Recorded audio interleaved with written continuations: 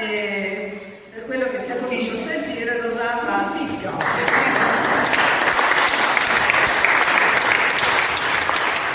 Ringraziamo Rachel che nonostante un infortunio al ginocchio è qui stasera con noi.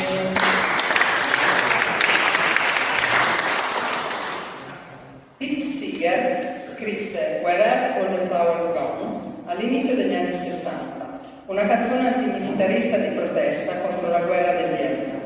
Where? Dove? Una meditazione sulla morte dovuta alle guerre che richiama la domanda: dove sono quelli che furono prima di noi? Dove sono andati tutti i fiori? È passato tanto tempo.